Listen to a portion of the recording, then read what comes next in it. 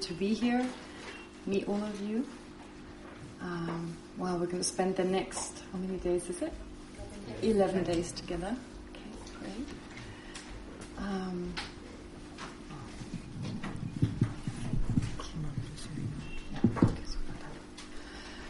All right, how to start?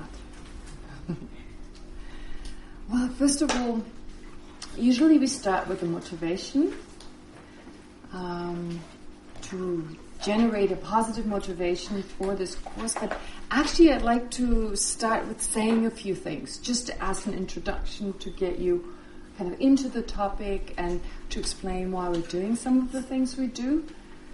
A lot of it you've already heard, but I just want to talk about it again, just give you my own personal opinion on it.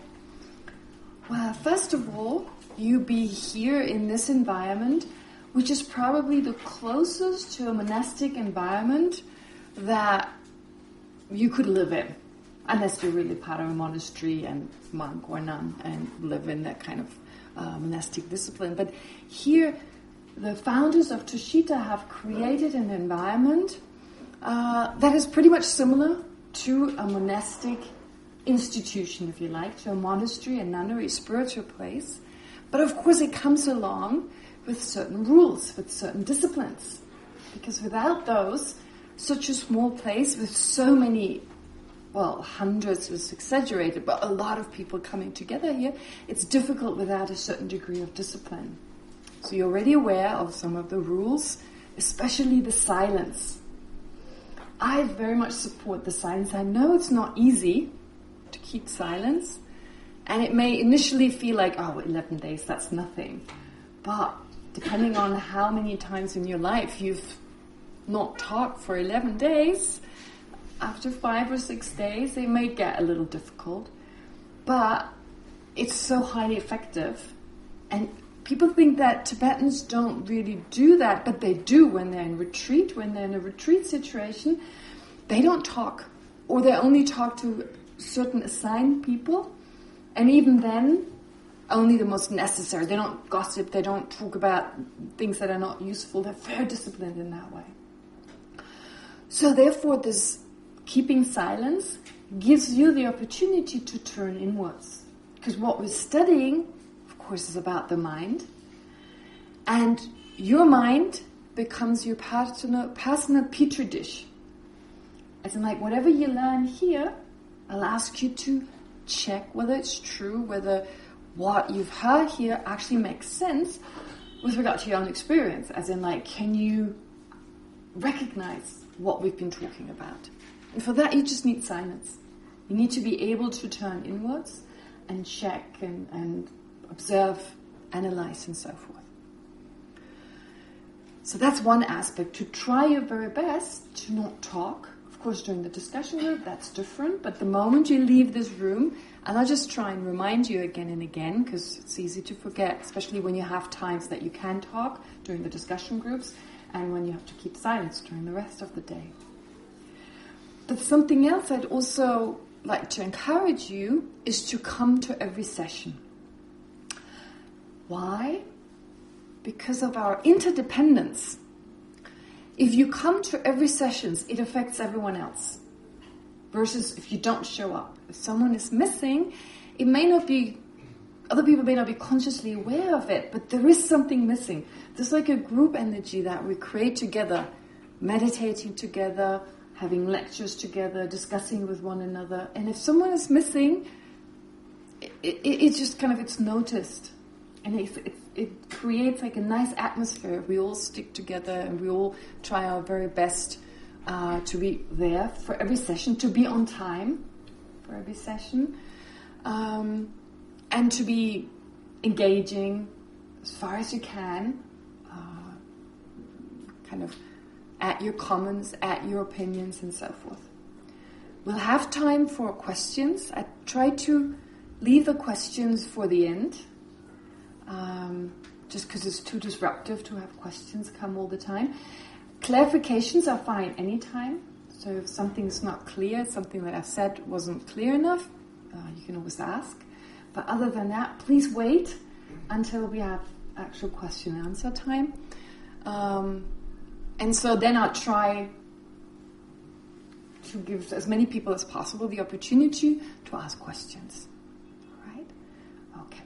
So, therefore, during this time, please don't leave this compound. It's also not that easy. Just stay in Tushita. That's part of the discipline. Come to the sessions. Try to be on time. And for the sessions themselves, one thing I always ask people to do is be very skeptical. Whatever I say, be very, very skeptical. That is not considered to be disrespectful. If you, first of all, you're very skeptical in the sense that you may actually have in the back of your mind, that cannot be right. Let's check first. And then if you object, if you express that objection, well, that's actually seen as a sign of respect. Because it's a sign of you respecting the teachings in the sense that you're reflecting on them and you're opening up, you're starting a discussion, basically. So the way I was trained in the Tibetan Buddhist tradition where we do a lot of debating. And so debating, of course, on the debate ground, but not just that, also in the classroom. And our teachers, they were so excited when we had an objection, when we'd say, no, that seems contradictory. That would be like the best. Like, that seems contradictory. They all get all excited. Like, why is that? Tell me. Right? So the stronger the objection, the more pleased they were to hear, right? In what way that seemed contradictory, in what way that seemed to not make sense, etc. So I'd like to encourage the same thing from you, to always keep in the back of your mind, that just can't be right. Okay? So with this attitude, your mind kind of checks in a very specific way. And to take it even further, so the first step would be to check intellectually. Okay? So I'm asking a lot of you here, because there are different steps. So first is to check analytically. The next step would be to ask yourself, does that accord with my own experience? Right? The first step, just being intellectual, does it make sense or not? That is much more on a grosser, on a coarser level. And then if you can, also check, well, with regard to my own experience, does that sound right? Do I have different kind of experience? Okay, so not just on an intellectual level, but also on an experiential level. And I'm not talking about high experiential experiences during meditation. No, day-to-day life, day-to-day kind of experiences that you have with other people, with your own mind, of course, but then also in connection with other people, with your social relationships, day-to-day challenges, and so forth. So that's one aspect. Another part that is really difficult initially, that's one of the stumbling blocks, if you like, one of the obstacles for learning Buddhism. The first obstacle is the words, is the vocabulary. It's the terminology. So if you don't mind, if you could start writing down words that you find difficult, and just note them. Just note them down. So it depends. Some people are more comfortable with taking notes, others less so. So those of you who are comfortable with taking notes, to make an effort to write down just some of the terminology. Because I didn't have the opportunity to make a glossary, and even then I would have never been able to make this. So it was a choice between giving you some kind of handout versus creating a glossary. But then in the end, if you start writing down words and either ask directly or just keep them right there, and you'll see after a while your sense of a particular word starts growing. Of course, there's an extra complication here. The extra complication is that we use day-to-day words, ordinary words, that actually in a Buddhist context may mean something slightly different. So then it's confusing. Which is why it's good to be open with regard to these words. Although I use the word mind and consciousness, that may just, as an example, or as examples, mind, consciousness, awareness, that may just mean something slightly different from what you're used to. And then, of course, other minds, like other words such as love, compassion, and so forth, they're just slightly different. They're similar enough, but still different. They're defined differently. Okay? So if you're aware of that, and if something is not clear, well, initially in particular, it's definitely very much to do with the fact that those are new terminologies, those are new words. I mean, we could do it like the Tibetans, create totally new words, but that would make it too hard. Then you would end up like the Tibetans when they go teaching by, for instance, His Holiness the Dalai Lama. The moment His Holiness talks about Buddhist philosophy, they stop understanding. Because they're different words. They're words that Tibetans don't use on a daily basis. So that's fortunately not the case for us. We do use words, but the difficulty is that they're slightly different. And I try my best to define them, but sometimes I just take it for granted you understand, which is why I need your input. All right. So basically what I've mentioned is part of this group, part of this course, discipline, a certain degree of discipline, of consideration for others to show up and etc. Then on an intellectual basis, I ask you to be very skeptical and reflect, etc. There'll be the opportunity for experiential, of your own kind of experiential input. Of course, during the meditation time with Dharamsala, this will continue, of course, with Venerable Drama. You'll have the opportunity again to practice the experiential aspect of Buddhism. But there's one aspect that I also want to introduce here. Not today, but tomorrow. Which is the devotional aspect. Which I know not everyone likes that.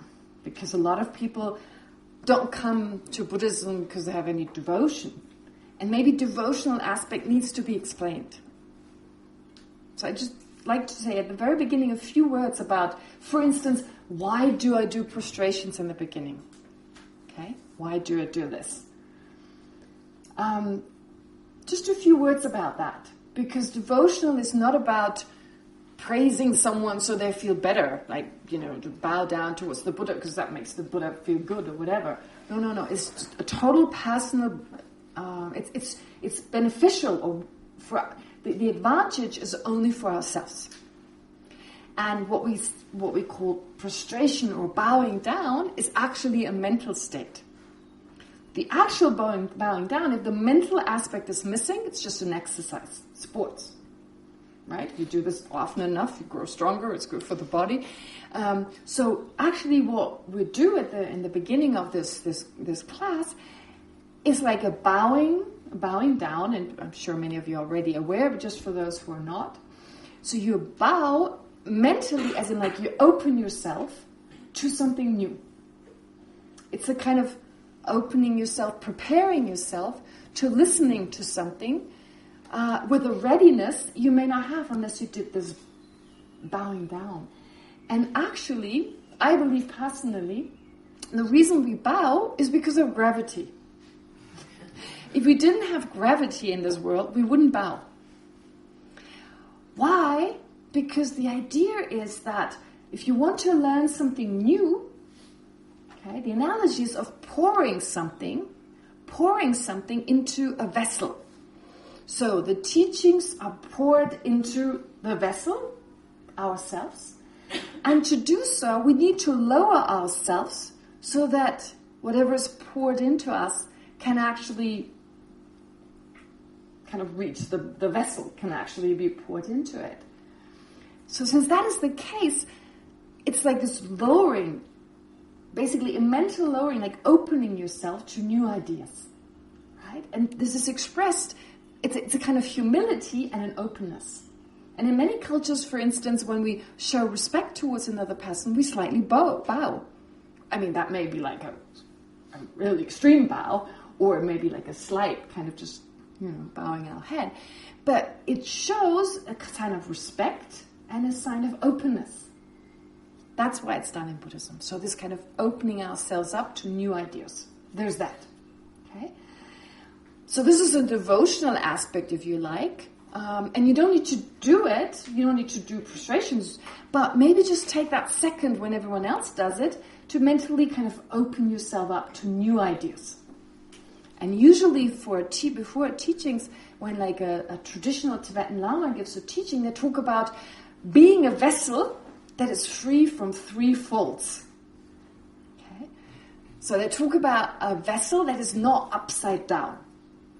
If you have a vessel that's upside down, you can't pour anything into it. So that's like this openness. Okay? Then being a vessel that doesn't have a hole in it. So to pay attention to a certain degree that it doesn't go in here and goes out there.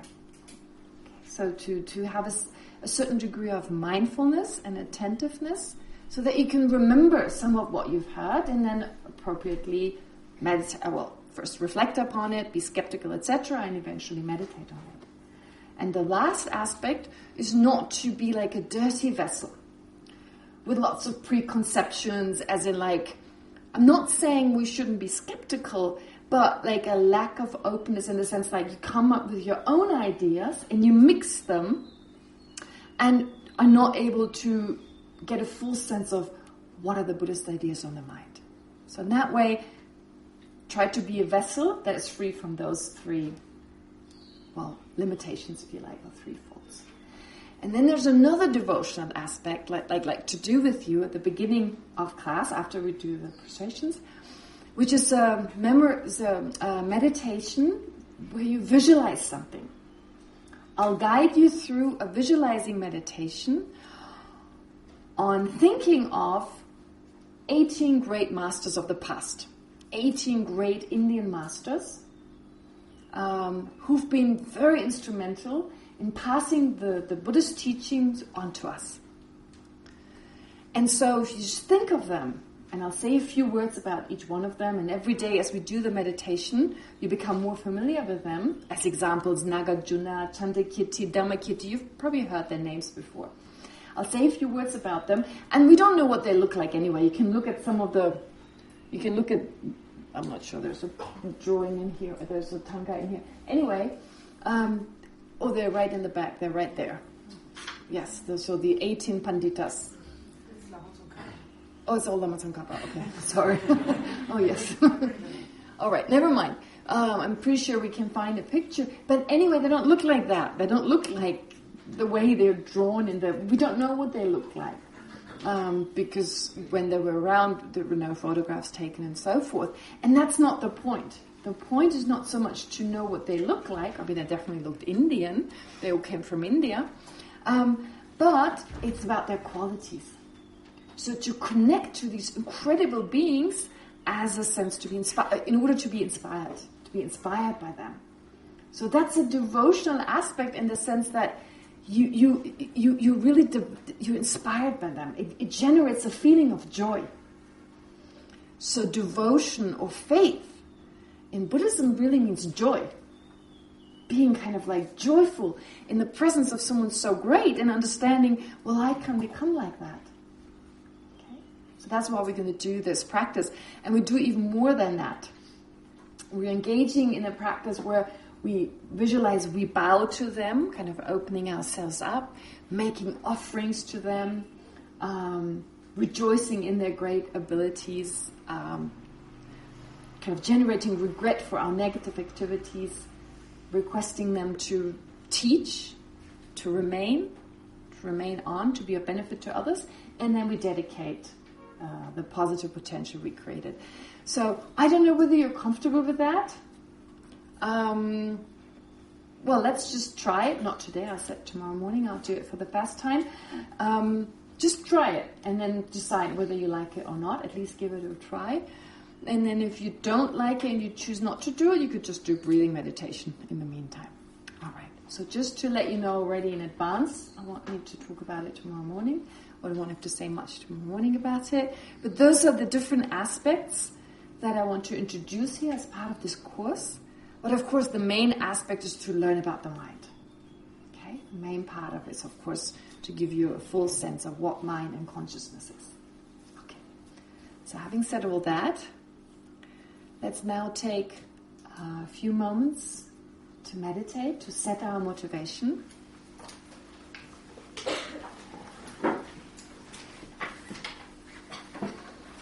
first we'll do a little bit of breathing meditation to just watch the breath, to just watch... Oh, there's the picture.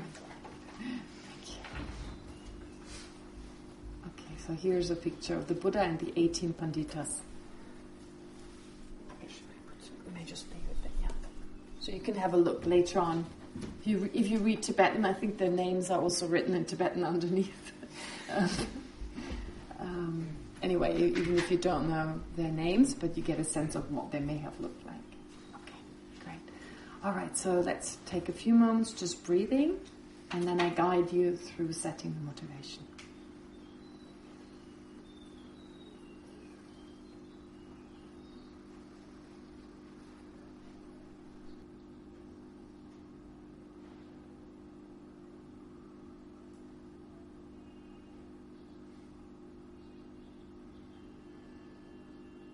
So now try to think that I will take the opportunity during those 11 days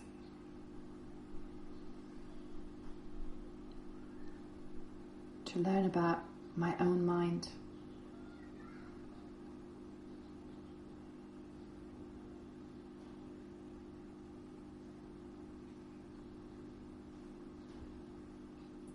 About the different mental aspects.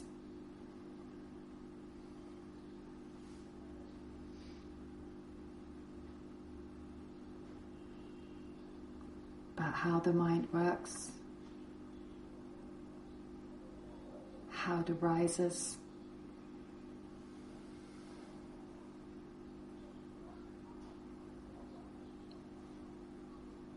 and how it can be transformed.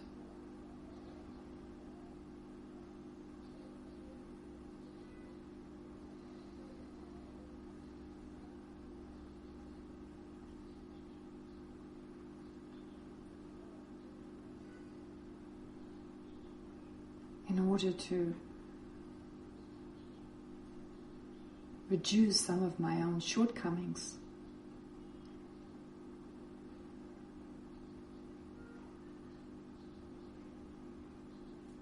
And replace them with positive qualities.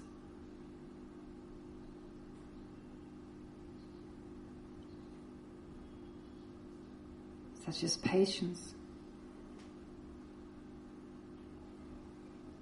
generosity,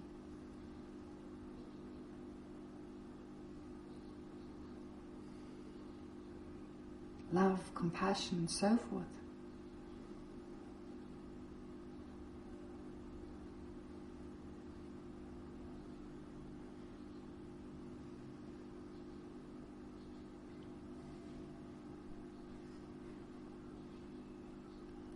To be of greater benefit to myself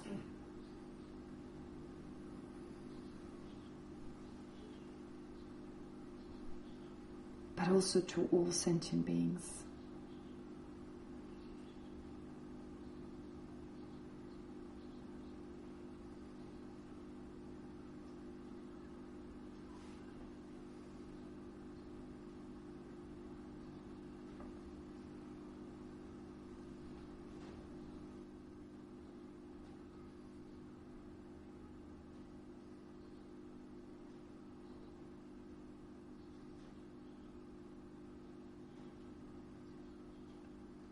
Okay.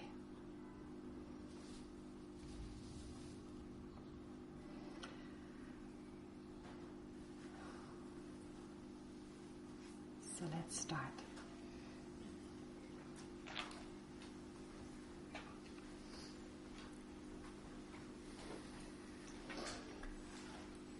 Well, first of all, in Buddhism there are 3 words that are used to refer to the same thing. 3 words. You could have a few more, but 3 should do it for now. Mind, consciousness, and awareness. Those are, words we'll use a lot during this course. And as I said, in everyday life, we would possibly not use them as synonyms. But here we needed 3 words. We used 3 words from the English language to translate 3 Tibetan words that are used interchangeably. Sem in Tibetan, sem, which is mind in English. Then shepa. Shepa has the connotation of that which is conscious, if you like. Knows, to some degree, can also mean to know. She means to know. And shepa is that which knows, or which understands. But that's usually the word that is used is consciousness. Okay? So don't look at the origin of the word consciousness in English. It possibly means something very different, but we're just borrowing the word and using it as a synonym of mind, and of the 3rd word, awareness, which is lo. Lo in Tibetan is awareness. Lo, shepa, sem. Okay.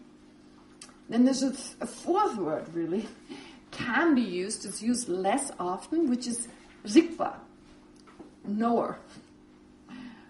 It's very similar to shepa, which means to know, to understand. Rigpa also means to know. And as we continue, as we go on with this lecture, well, it becomes clear, hopefully clear, why we use these different words. Because although they're synonyms, they're mutually inclusive, if you like. Whatever is one is necessarily the other. They're equivalent. Still, through using them, because they kind of look at what's called the mind or consciousness in a slightly different way, or they define it slightly differently, it just gives us a fuller sense of what the mind is, of what consciousness is. So those are the 3. Mind, consciousness, awareness. And like I said, I use them interchangeably. All right. And even in Tibetan, some words are sometimes used more frequently in a certain context. So when we talk about a sense perception or sense consciousness, you don't call it sense mind, sense awareness, you call it sense consciousness. So the word consciousness is used more in the context of seeing colors, for instance. Okay? I don't know whether there's a specific reason for that. If there is, I'm not aware of it. It's just how the word is used in certain contexts.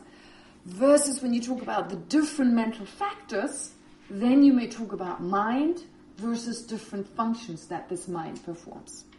Okay, so just as examples.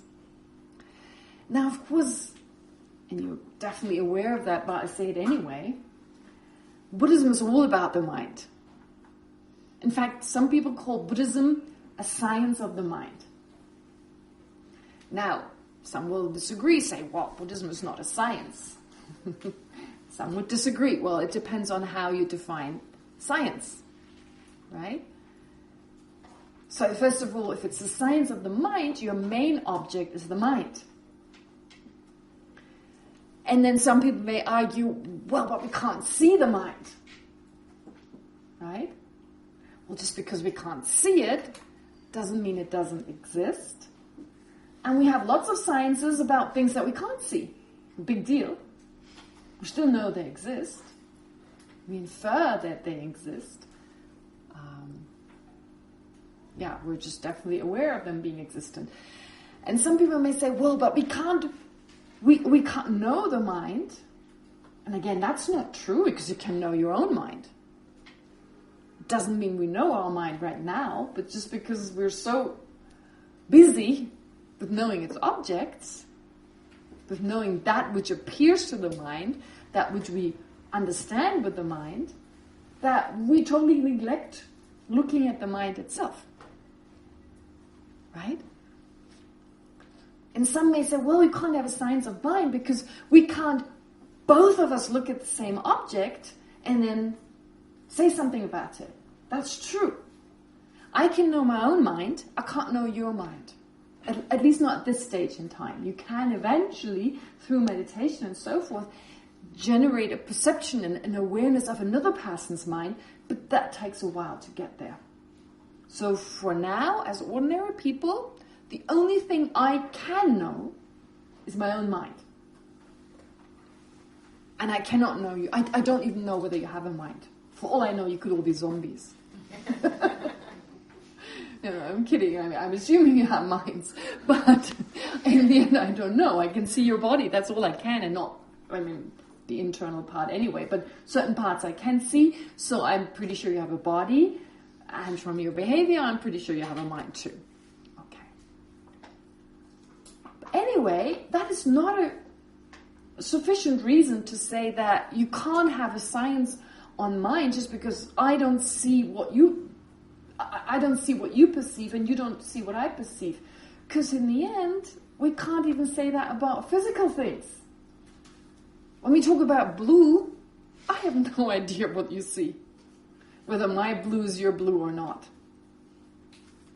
It's one of the basic ideas in Buddhism, one of the basic paradigms that there's no objective reality. Of course, you could also disagree with that. But from a Buddhist point of view, there is no objective reality, which means what we individually perceive is totally subjective. And since my mind is not your mind, what you perceive, I don't perceive.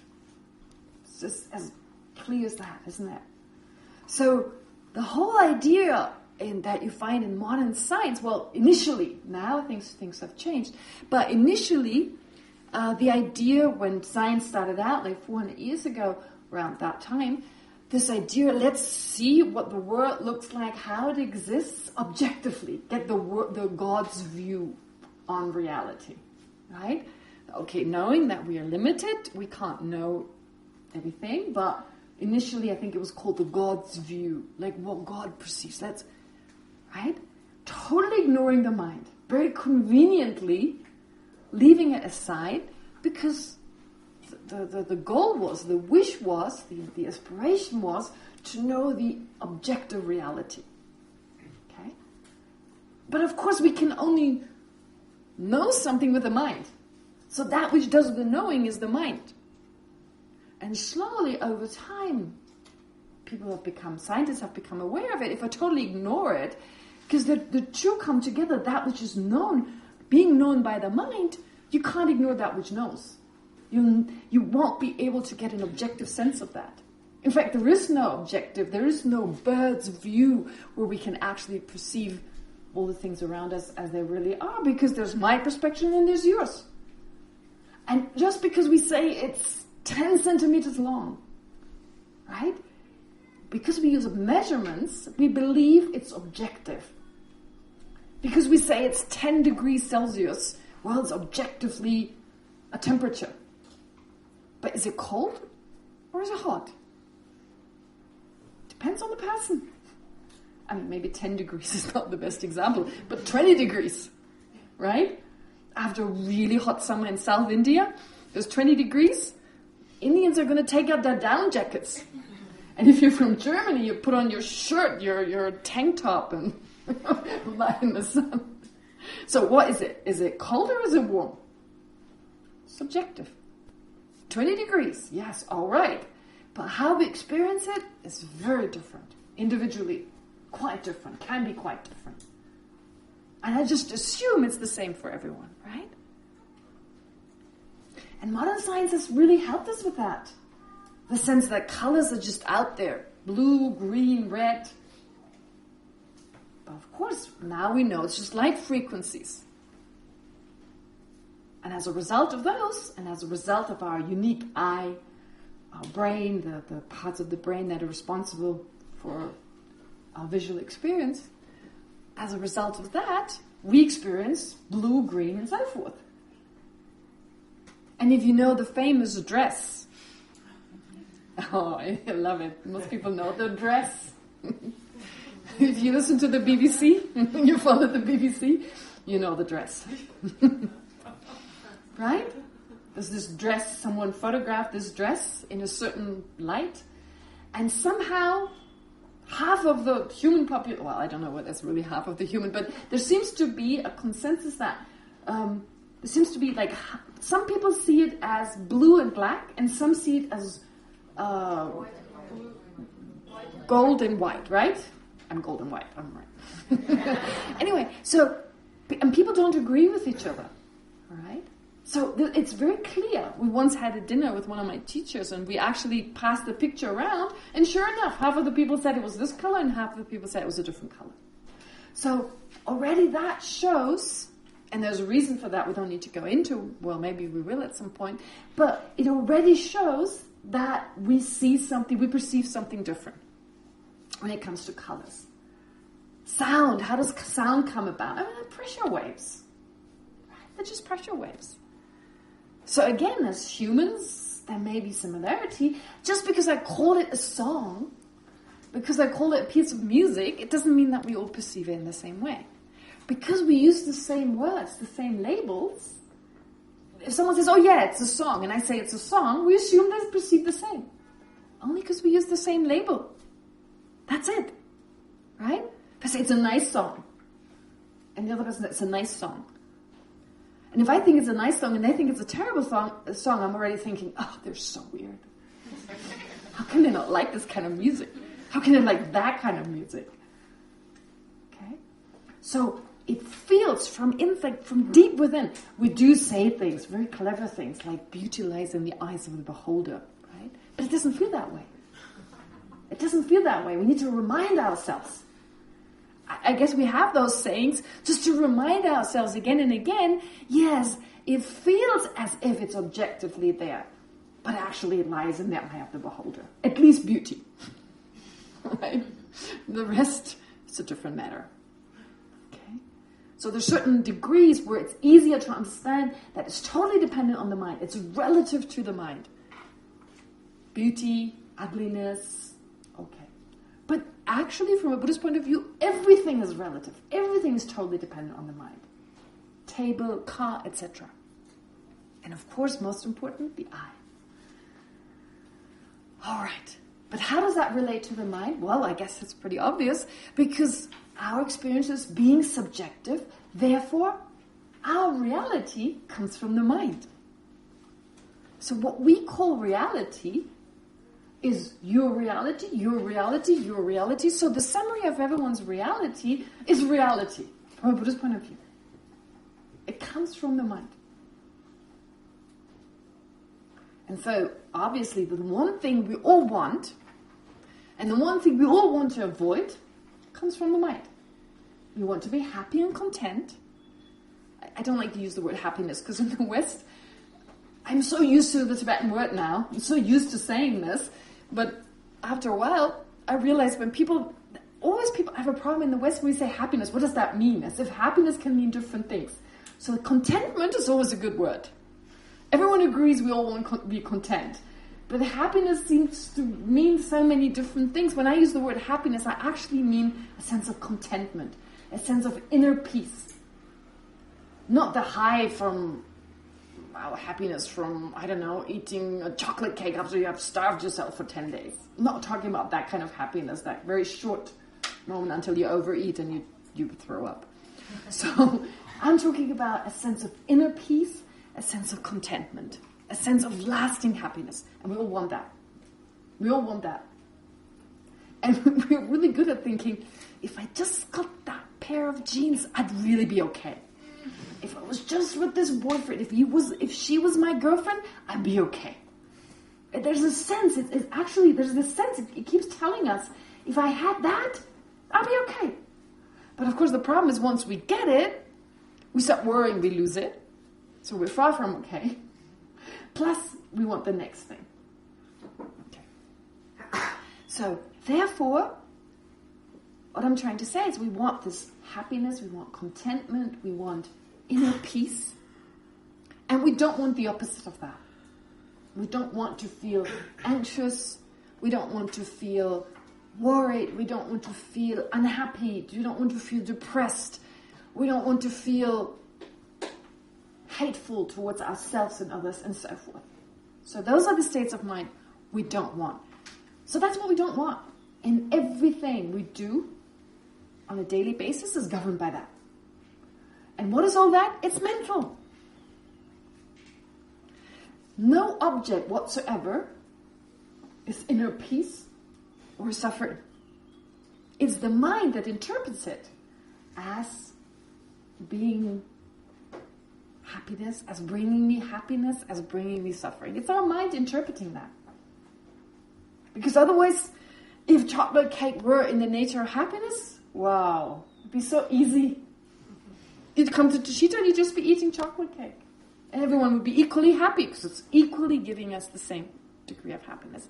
So just the fact that one object can make one person very happy and another person very miserable, right? If you love milk, or if you hate milk, very simple. My mom hates milk and I love milk. So I was always like, how can you drink that? I'm like, I want more. So, therefore, it's an interpretation. It's an interpretation, well, maybe interpretation is not the best word, but it's still a perception of our own mind, even though it's milk. In both cases, it's an object that we can consume, and whether it's something that gives us a sense of satisfaction or not depends on the mind. So the one thing we want so much, really our basic kind of instinct is to be happy and content, and we do everything for that. It has to do with the mind. And more than that, actually, who are we as a person? Who are we as like me, I? Who am I? What am I made of? Two things, body and mind. And again, which of those two is the most dominant one? Mind. Mind controls the body. Body can have an effect on the mind, absolutely. But the mind is definitely the dominant aspect. Okay. And our problems, our difficulties, according to Buddhism, come from the mind. That's why they're the Four Noble Truths. They're basically all saying, they're comparing it to a person who's sick, but mentally sick. We all have a mental disease, which is we suffer. It's not supposed to be there. It's not in the nature of our mind. It's not in the nature of our mind to be hateful and to be spiteful, to have attachment and jealousy and envy. It's not in the nature of our mind. And because those states of mind are not in the nature of our mind, we experience something unnatural, which is suffering. And we don't want it. It doesn't feel natural to us. We don't want it. We want to be content and happy. That's natural to us. So we're experiencing an unnatural state right now. And from a Buddhist point of view, that's just a symptom. That's like a disease, a symptom. What is the cause? What is the origin of that? Certain misapprehensions of reality. That's the cause of the disease, if you like. So that's the second truth. First truth, life sucks. Second truth, there's a cause for that. There's a reason for that. Third truth of cessation, is saying, well, but it can be otherwise. It's possible to get rid of this. Get rid of that which causes the symptoms. By way of a medicine. That's the method, the technique, the Buddhist path, if you like. And so you can see from there, it's all about the mind. Getting rid of what's extra in the mind and removing that. That's quite similar, of course, to modern sciences. I don't know, some people would maybe not agree they're sciences, but like psychology, for instance. And in particular with regard to, for example, psychoanalysis or psychotherapy. I don't know much about them. But the little that I know, well, psychotherapy is definitely working with the mind, correcting what's wrong with the mind. That's what Buddhism does too. It works with the mind. What is wrong with us? What are those symptoms? What are their causes? And they're all found within the mind. So in that sense, in terms of psychotherapy, we work with the mind, but the goal is quite different. In psychotherapy, it's about a cohesive kind of I. It's about an I, a healthy sense of identity and so forth. In Buddhism, that is just the basis. That is just the foundation, based on which you now engage in practices, in Buddhist practices, to understand that I, that I'm thinking of all day long, that actually doesn't exist. So we need to have, of course, a healthy sense of identity where psychotherapy can help us to develop that. because you're not a fully qualified candidate of certain meditations. If that sense of identity is missing, it can be difficult. But that is only just the groundwork. That's just the basis. And on the basis of that, you come to understand the I that we perceive doesn't exist. Okay? So the goal is quite different. Also, when you take, for instance, psychoanalysis, also it's similar. Analyzing what are the causes? What are the causes of our problems? But the time scale in modern psychoanalysis is too short. Plus, you're just taking your childhood. And then you're seeking the problem, possibly in an external agent. Mom and dad. Right? From a Buddhist point of view, no. Our suffering, an external agent, is only a minor cause. The main cause is the mind. And just looking in this very life, no, the time scale is too short. We need to widen it. Look at what was before. But already talking about what I just mentioned, in other words, I talked about previous lives. It's like, whoa. Especially for us Westerners. For Indians, not much of a problem. Not in all cases, but in general, it's part of Indian culture, the acceptance of past and future lives. But for people who've grown up, who've been raised in the West, it's much harder to understand this idea. But without it, Buddhism is not complete. And it makes total sense when you learn about the mind. The existence of past and future lives, once you understand the mind, how could it be otherwise? That's one aspect. But even more so, in understanding how all our sufferings and how all our problems, etc., well, if they all come from the mind, of course it's important to understand the mind. And that's why we study about it. We learn about it. All the things we don't want come from the mind. So we analyze the cause of our problems and find the cause not in our parents, or not as being our parents. No, we find the cause within our own mind. And the good thing is, whatever's gone wrong in the past, the problem, with certain interpretations at least, I'm not saying it's always the same, but the problem is with saying an external agent such as our parents, they messed us up. Well, we can't change that.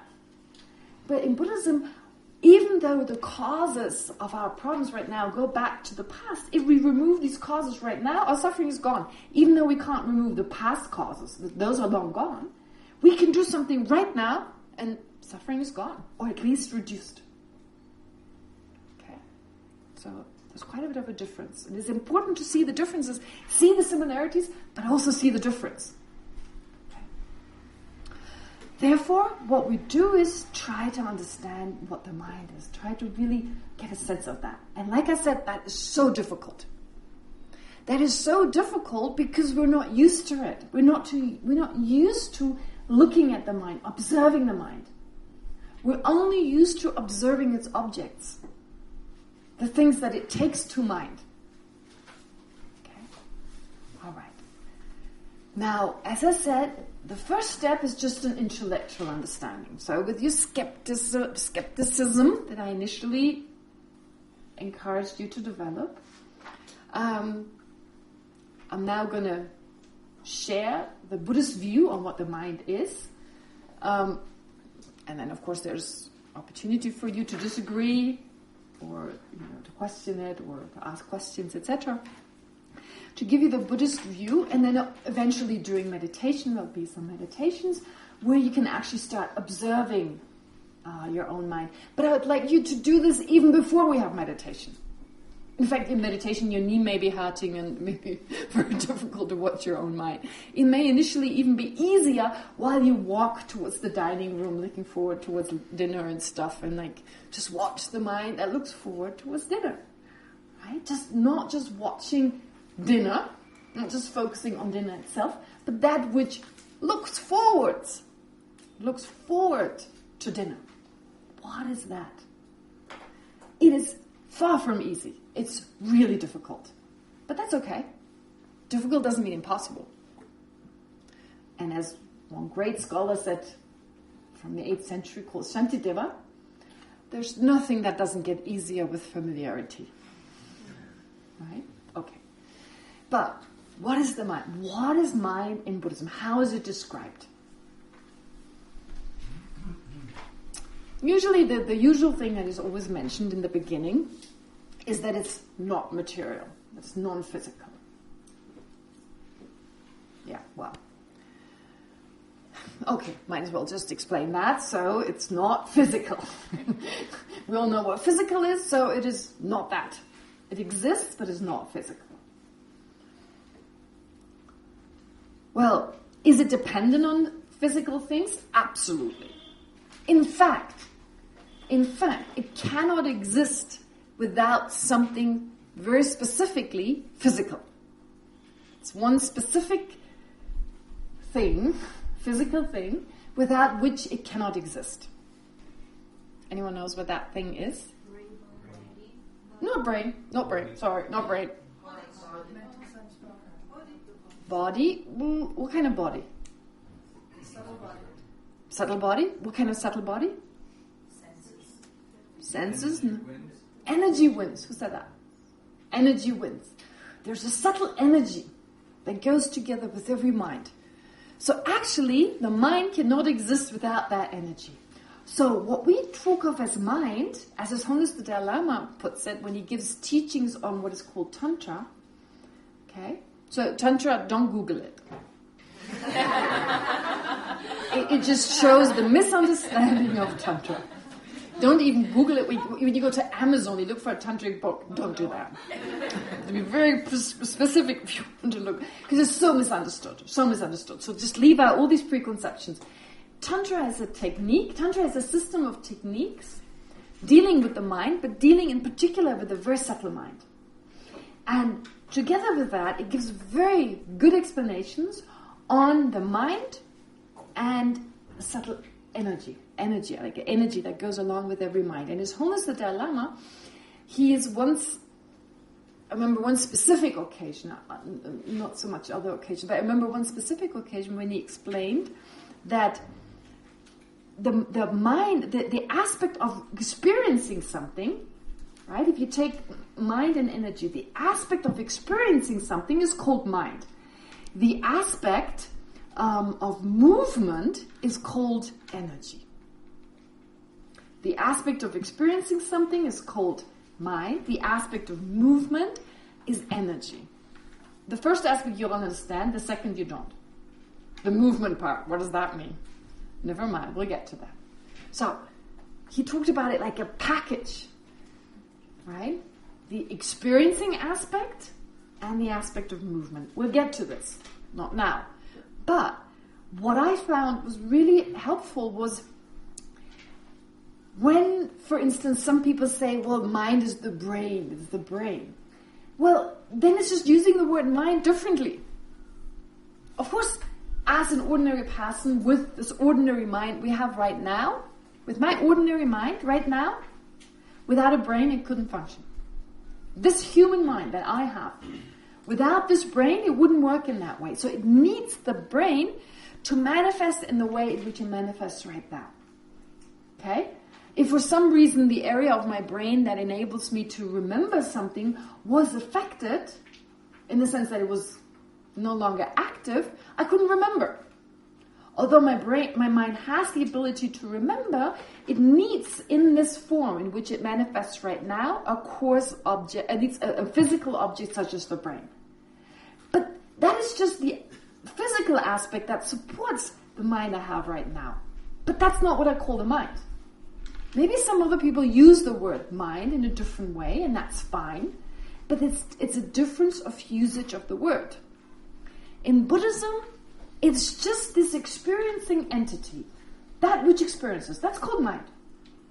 And everything else that facilitates that is called brain or what have you. Whatever facilitates that ability of the mind doing what it does. So in the case of a human mind, a mind does human things, and what it does, I'll specify it further as we go along, based on the brain. We need the brain. But what the experiencer, just this aspect of experiencing something, perceiving something, that's called the mind. Right? And the rest is the facilitating brain. So it's that experiencing aspect. And you're all experiencing something right now. My voice. So you are aware of my voice. You hear my voice. You experience my voice. And that is the mind that does that. Okay? Facilitated by the brain, of course. Without the brain, you couldn't do it. Not with the mind you have right now. Okay. Now, what does that tell us?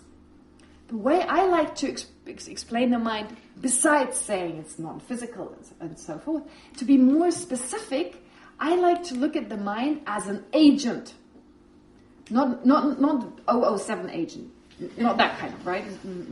Not James Bond agent. I'm talking agent like something that acts. An agent, an action, and an object. We're all aware of that, right?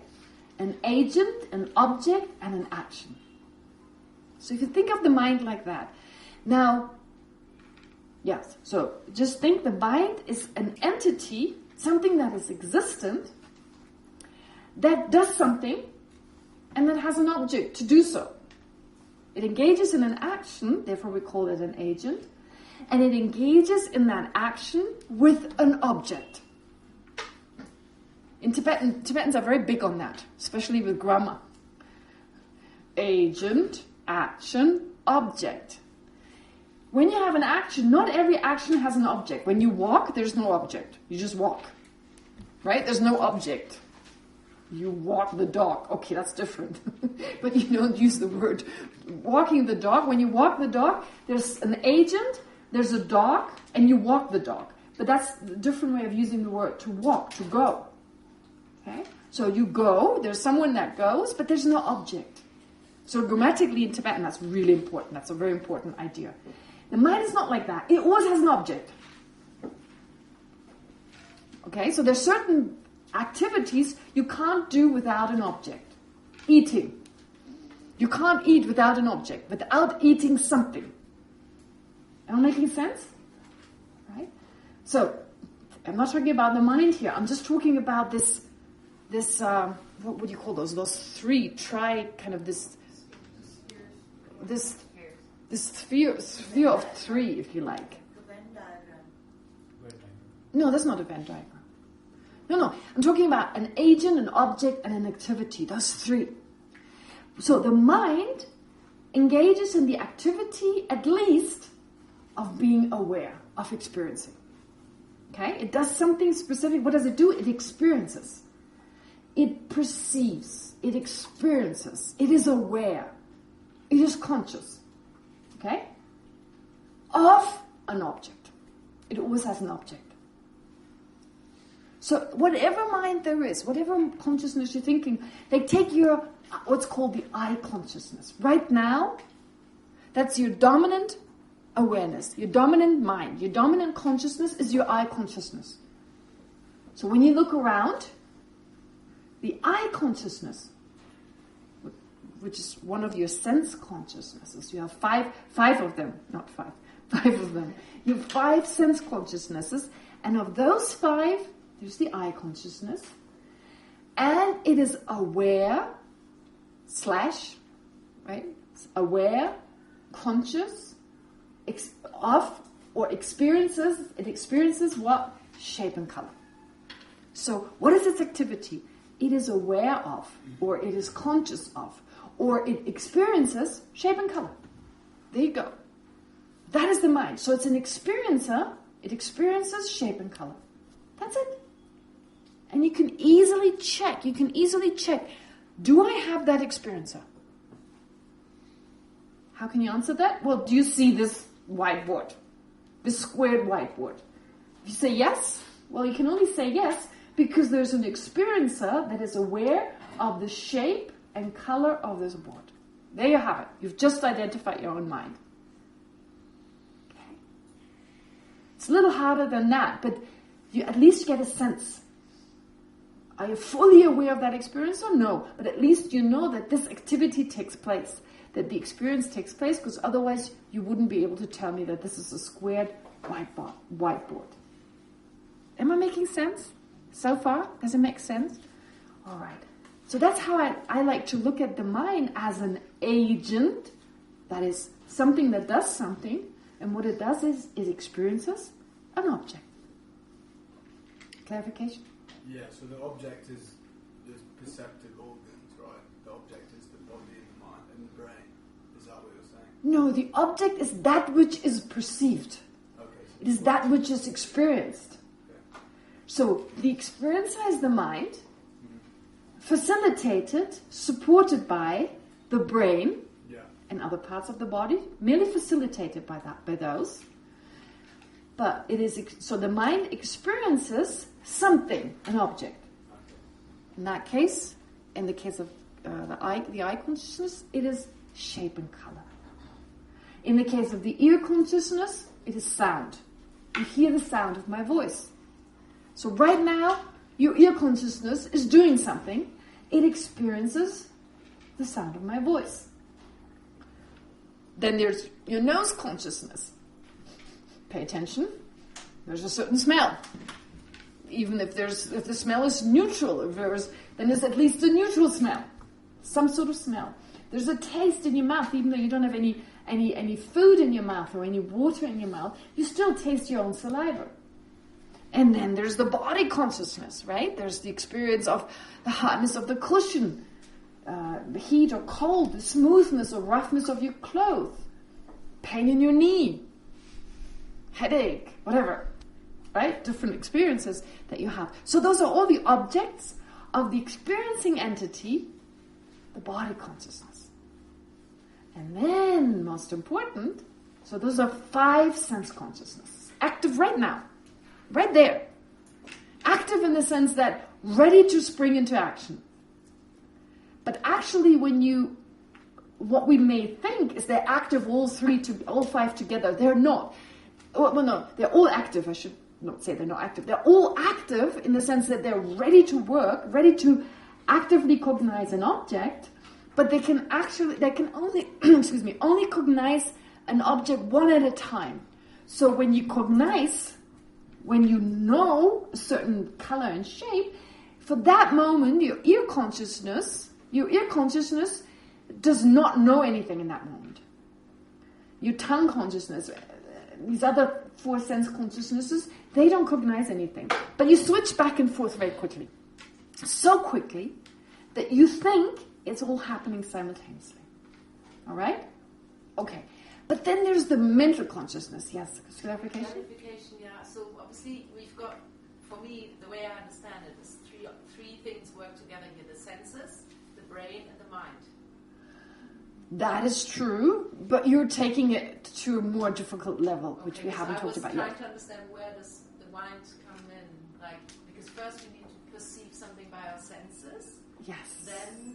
Well, you see, like I said, the word perceive.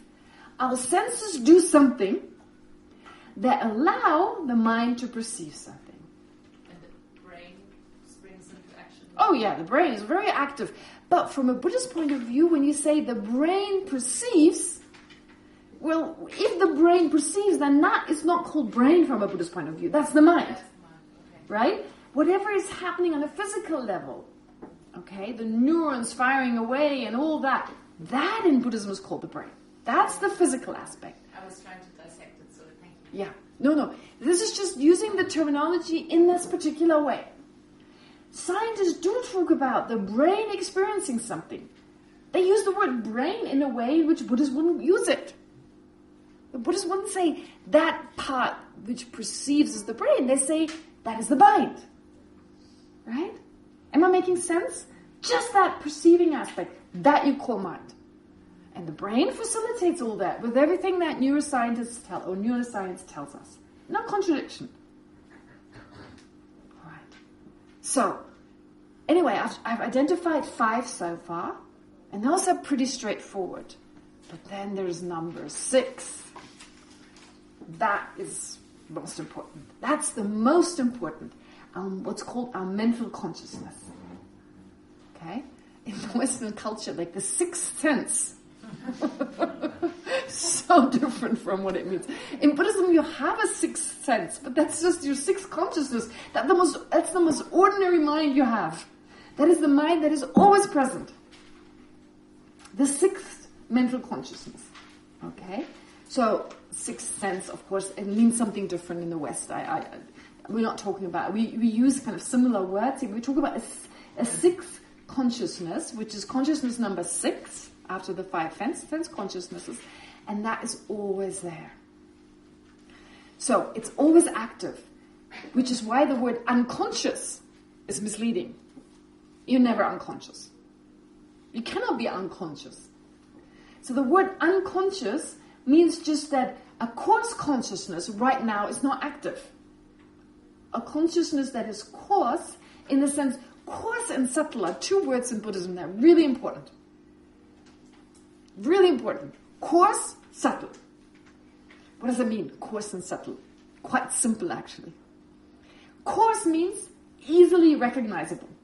Subtle means difficult to recognize, difficult to identify. So I'm saying for us as humans, our mind when we're awake is called coarse mind. Coarse because we're easily aware of it. We know it's there right now. Then there is a subtler mind that arises when we're asleep.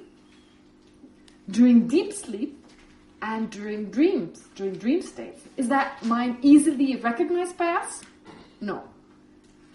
While we are asleep, of course, sometimes we can be aware that we're dreaming. Lucid dreaming, it's possible, but it hardly ever happens. And oftentimes when we wake up, we have no recollection of the night. 8 hours, blank. So it's hard for us to recognize. It's subtle. Difficult for us to recognize, so we call it subtle. And the mind, when we fall unconscious, when we die, even harder. So it's called subtle for that reason.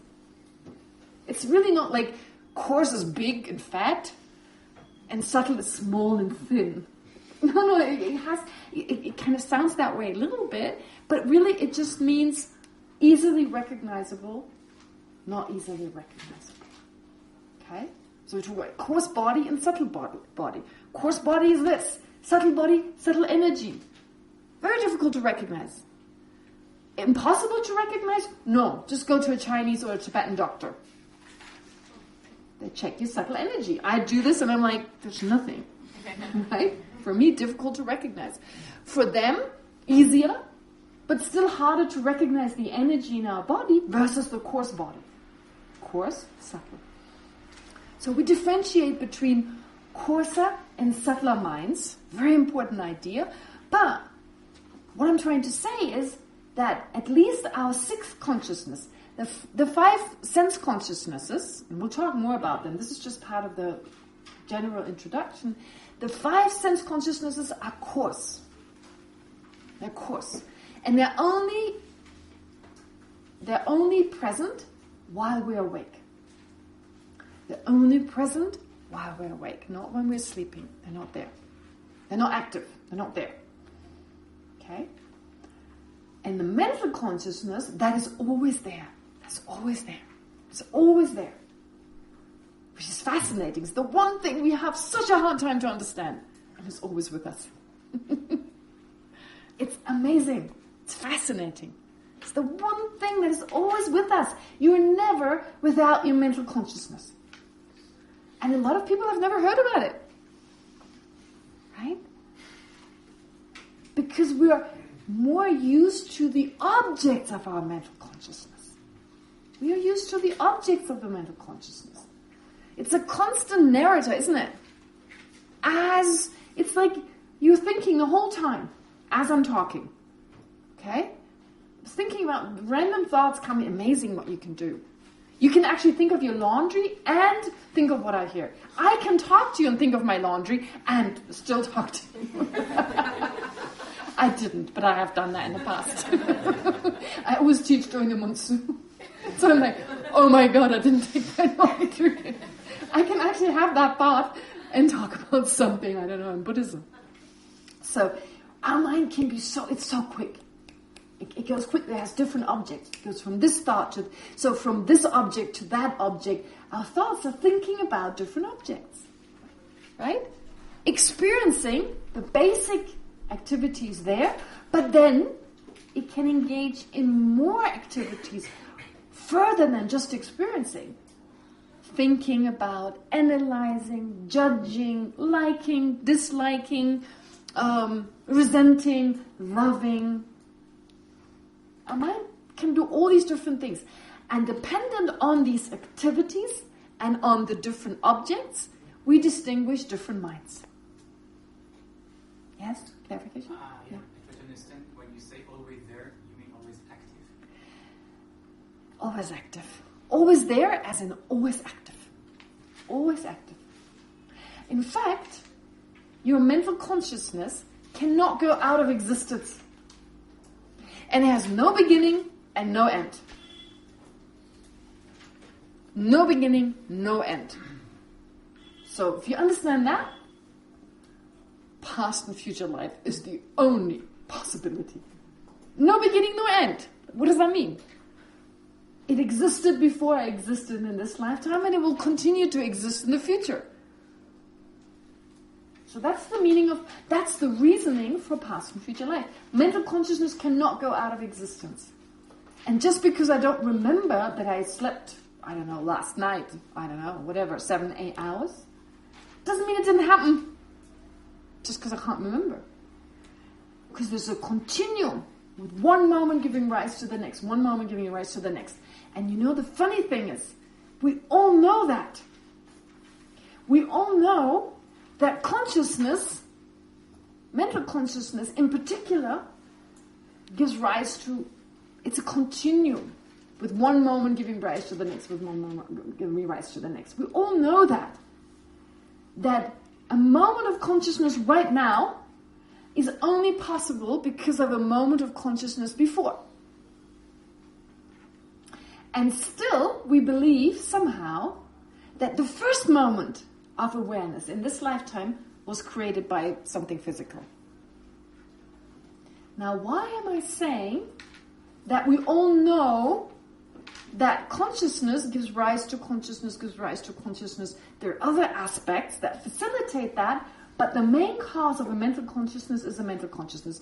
I'm claiming that you all believe in that. Why? Because when you study for an exam, how do you study for an exam? You memorize, for instance, something. How do you memorize something? By taking medicine or giving a shock to your brain? If it were the case that the brain creates our memory, then memorizing something through repetition wouldn't make sense. We memorize something, it's a mental process. Am I making sense? It's a mental process. You memorize something, you repeat it over and over, and that gives rise to a mental consciousness that remembers today, and hopefully when the exam is tomorrow, also tomorrow. So the way we learn, the way we study, is not through creating a physical basis that gives rise to some knowledge. Which if our mind came actually from something physical. If the main cause of our first moment of awareness in this lifetime, if that were something physical, then that would be true all the time. Why would it be different now? Am I making sense? Why would it be different now? Why could my brain not give rise to consciousness right now? In each moment, create it newly. So all I would have to do is put something in my brain. I wouldn't have to study. I just put something in my brain. I get some electrical shocks or something, and then suddenly I know my vocabulary. But we all know it's not possible. I mean, we study for an exam. We memorize things because we know the mechanics. We also know when I wake up in the morning, I'm really grumpy. It's because yesterday I had this and this experience. I'm not grumpy because my brain suddenly, there was some mental experience in the past. So we have an instinctive sense. Unless we're very conditioned to just think brain, brain, brain all the time. But even before we knew about the brain, there was a sense, whatever mental input, whatever mental experience I have today, it has an effect on tomorrow. So it shows a continuum. It shows a continuum with former moments giving rise to later moments. Okay? And the physical can affect us, doesn't have to affect us. Not everyone is affected in the same way based on physical happenings. Great meditators, they're not affected by their body in the same way we are affected. They experience great pain and they're totally blissed out. If the mind were really the result, like a creation of the body, they shouldn't experience that. They shouldn't be able to move beyond the physical. Because the mind created the body created the mind. From a Buddhist point of view, it didn't. Mind created mind. Mind created mind. Mind created the body. Our mind creates our body. Our body doesn't create our mind. And thanks God to science, there are actually examples of this. I tell you my favorite example on the first day. My very favorite example of how the mind actually creates the brain. There's the example of a little boy born in England. Yeah, you know the story. You heard me tell the story 100 times. Called Noah. The boy's name is Noah. And he was born actually in his mother's womb. Now I forget all the details. All the nitty-gritty details. But you can easily Google him after the course is over. So Noah, the boy Noah, he in his mother's womb had some kind of disease that was responsible for his skull filling with liquid. And because it filled with liquid, the brain, the part of the brain that had already grown, dissolved. And the doctors were able to stop the liquid from filling up his cavity, his skull, but they could only save, I think it was 3 or 4% of the brain. So they showed these scans as part of this documentary about this boy. They showed these scans how he had only a little bit of the outer part, like that's closest to the skull cup. Only that part of the brain was still there. The rest was gone. And so the doctors told the parents it's better to abort the child. The child will not survive. But the parents decided they wanted to give this child the opportunity. If it died, okay, naturally, but they didn't want to abort it. So the child was born, and the child didn't die. In fact, he started thriving. So they were assisted, the parents were assisted by specialists. They told them to what's the word for it? Like to expose the child to as many stimuli as possible to activate his mind. And so they did. And the little boy learned to speak. He learned to, first he learned other things. He learned to hold on to something and movement and all that. It took him a little longer than other children, yes. But he learned all this and he learned to speak. And so after 3 or 4 years, they decided they're going to check his brain again. And his brain had grown. So he had the mind, before he had that full brain, we're usually born with a full brain. He didn't have that, but there was definitely consciousness. And that consciousness, being stimulated the way it was, gave rise to the brain. Now the thing is, in modern science, it's the other way around. The brain creates the mind.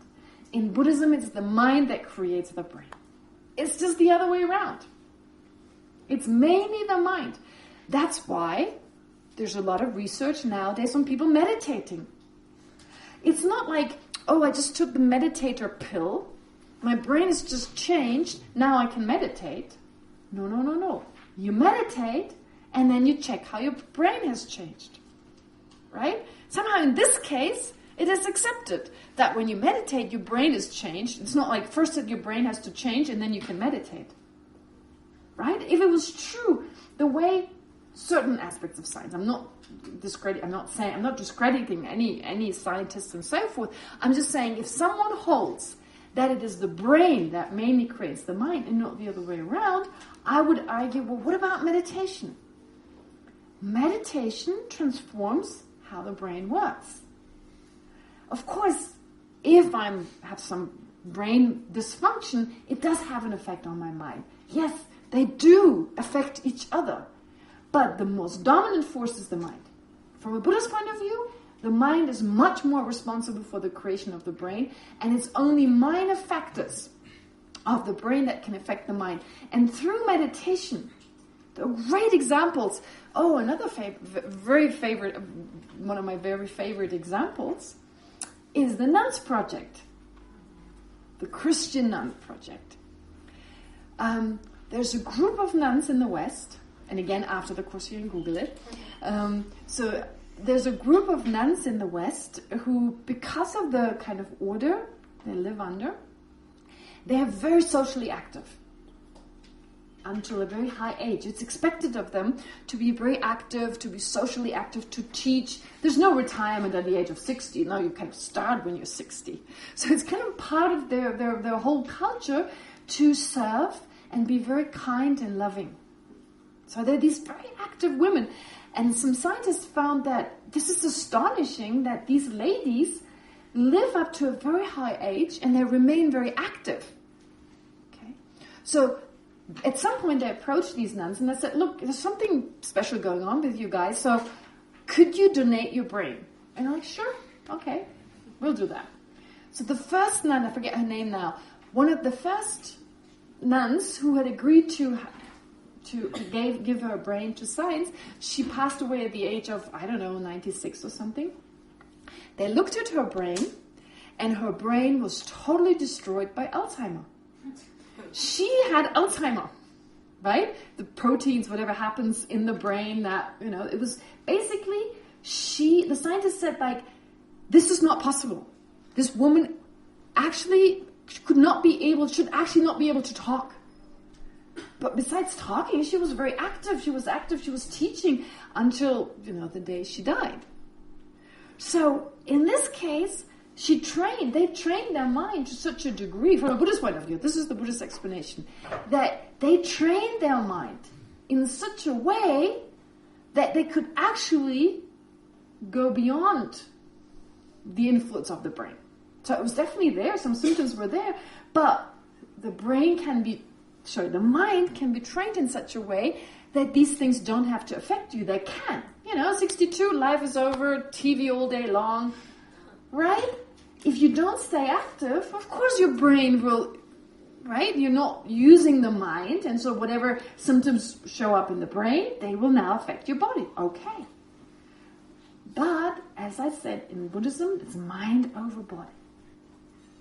So it's so powerful. To me, these examples are so powerful because the one thing we can really learn to control is our own mind. We can actually control our mind, and in that way, control that which comes from the mind. Happiness and suffering, the one thing we want. And that state is called liberation. Nirvana, that's nirvana. I put it in a very simple way, but basically, it's learning to utilize the mind in such a way in which you remove that which is extra, suffering, and replace it with a deep sense of satisfaction and contentment, because that just comes from the mind. Okay? All right. So I hope this gives you a good sense of why mind is so important. You may not believe any of what I've told you, although I love those examples. Couldn't wait to share them with you. No, but they do fit into what we've been talking about. And of course, I'm sure you're still very skeptical. Write down these examples. Research them for yourself, whether they're true or not, whether they're reliable or not. Maybe at the end of this course, I can give you at least, if you have like a pen drive or something, give you the pass on the little documentary of this boy Noah, so you can actually watch it. And it's a British documentary. It seems very legit and well researched, etc. And so it gives you the opportunity to look into it further. But now I'll take questions. We have about half an hour left. Yes. Are you M? Yes. Yes. I kind of thought. Okay. Yeah. Geshe, you said that only one mind can be manifest at a time. Some textbook authors say you could have two. Like in the case of great compassion, observing sentient beings. Right. But okay. Well, let's talk about that a little later. Actually, as ordinary people, only one mind can actually be fully active, but then once you start meditating, you can have more than one mind. Okay. So you're referring to a specific mind, bodhicitta, and yeah. Okay, thank you. Yes. You're Nikita, right? Yes, I remember you. You said, like, a lot of the times we can't remember our dreams. Yes. So I was just wondering what happens different in our dream state than our waking consciousness. Like, because if I just passed out and I woke up, it's like, say, half an hour. I was dreaming then, to say. Yes. And something happened half an hour ago in my waking consciousness. Why can I remember that and not what happened in my dream state? That's a good question. Why can I remember? Well, I guess it's because the Course mind can easily tap into a Course experience. But it's like our Course mind cannot really, it's not been trained to be aware of subtler types of minds. It's actually just a continuum, right? It's just a continuum. But somehow it hasn't been trained in that way. You can train yourself. You can train yourself. I'm not even talking about lucid dreaming, but just remembering, like vivid dreams, such that you can remember. Okay? In the same way as you can train your body to pick up on certain sensations, or your body consciousness to pick up on certain sensations, that, like a Tibetan doctor, they train themselves with their body consciousness, which can usually only perceive coarse physical happenings. They can actually train their body consciousness, which like through using their fingers, to perceive subtler types of happenings, like subtler movements of energy in the body. So I think in answer to that, it's just a matter of training. Is it possible that, like as you stated, when you go to sleep, your sense consciousness is kind of switch off, Yeah. and it's only your mental consciousness or your conceptual mind that is active, and when you're awake, it's like coupled with your sense consciousness. Yes. Therefore, it's like an overdose, and therefore the imprint is stronger. Yes, that would also work. I don't think it contradicts this in any way. I would agree. Yes, definitely. So if you got confused what Nikita said, she's done a lot of courses. So, some of what she said, if it wasn't clear, we'll talk about this as we go along. Yes.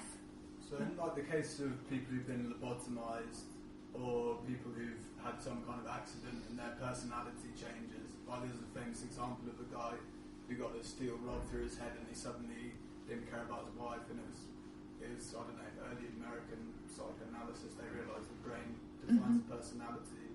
Is that because their mind's not been trained to the degree where they can remember their self without the physical?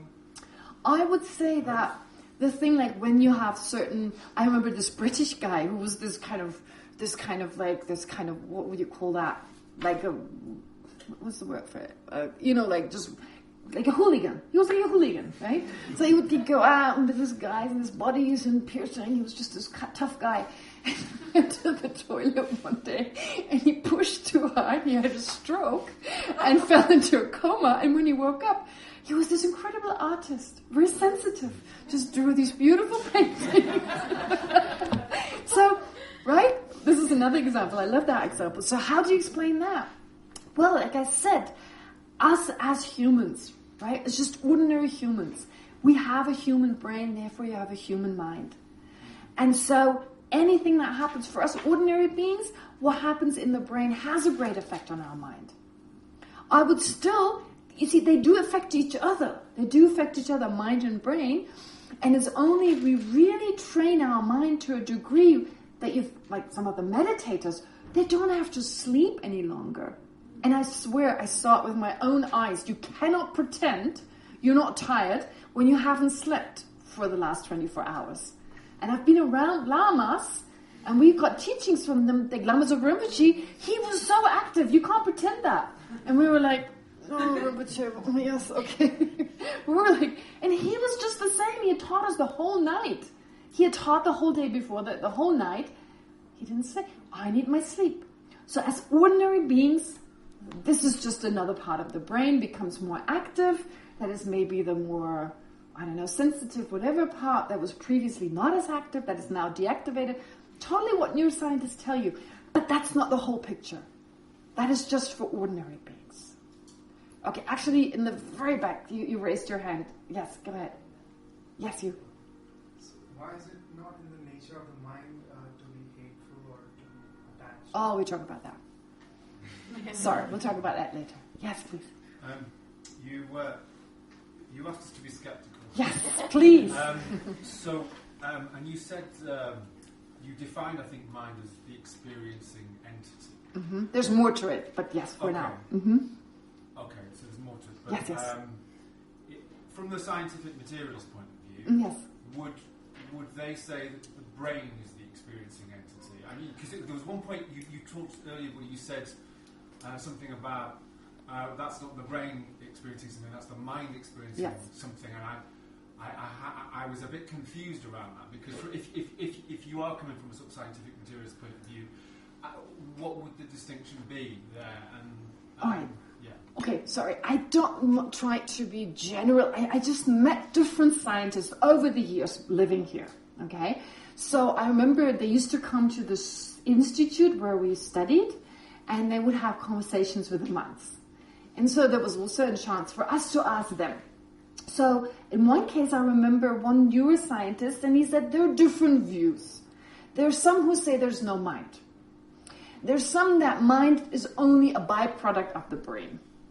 There's some say that mind is really the brain. So it's like, oh my God, you have 3 opinions here. So each one of them needs to be addressed, right? So I can't really do that because I didn't have the opportunity to talk to all 3 of them. But if you say, I would say, if someone says, yes, there is the experiencing entity, and that is the brain, then from a Buddhist point of view, that would be the experiencing entity that the Buddhists wouldn't call the brain. The Buddhists will call the physical aspect that you can touch, that you can see. You know, there are these enzymes and these already lost. Whatever happens on a physical basis, that is called the brain. But that aspect of experiencing entity, that is called the mind. Right? We can distinguish between that activity of experiencing. There's a lot of activity going on. There is electrical current, all that. You probably know much better about that. So all that would talk about as the brain. Any kind of physical, any entity that's physically active, it's called the brain.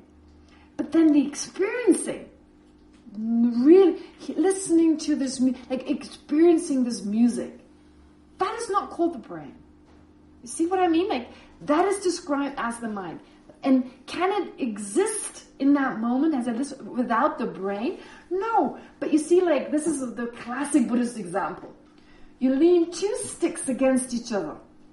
So now they're in a specific position. In this specific position, they're very unique. And they cannot remain in this, so this stick cannot remain in this position without this stick, and this stick cannot without the other. That doesn't mean they're the same. They're still different entities.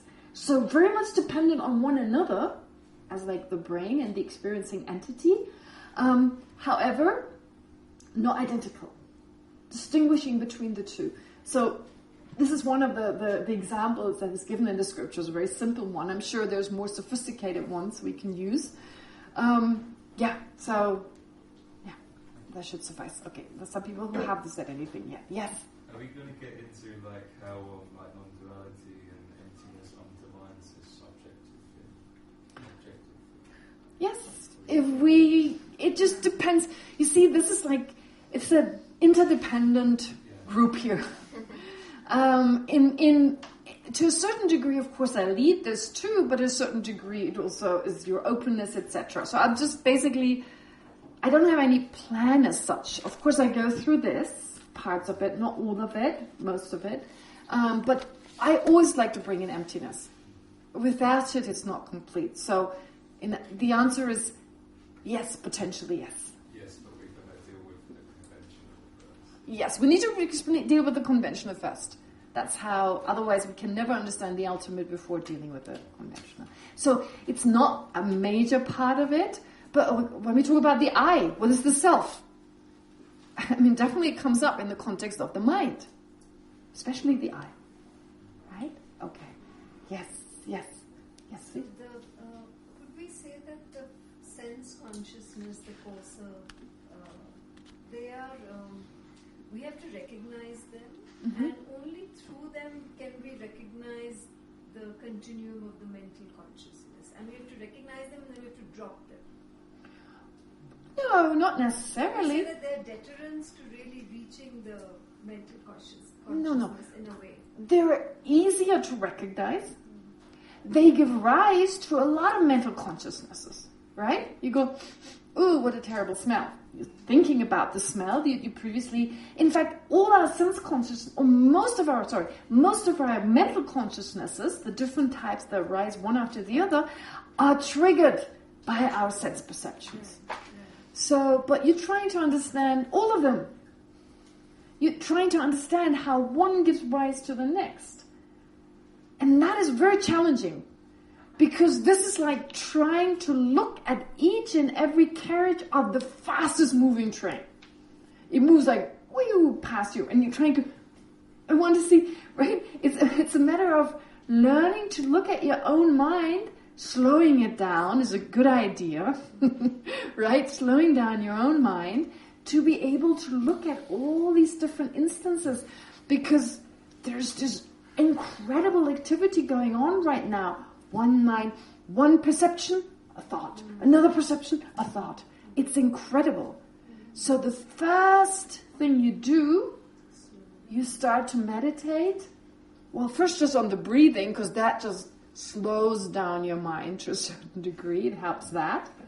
But then also to not pay attention to the breathing, but change that attention and pay attention to the experiencer. Through the object. Okay? There's an object. Okay, I perceive a wall. What is the experiencer that experiences the wall? So to not look at the... There is a philosopher called Peter Russell. I think he's also a mathematician and a philosopher. I once listened to one of his lectures. It's really interesting. He talks about the mind being like a movie projector. Like a movie projector.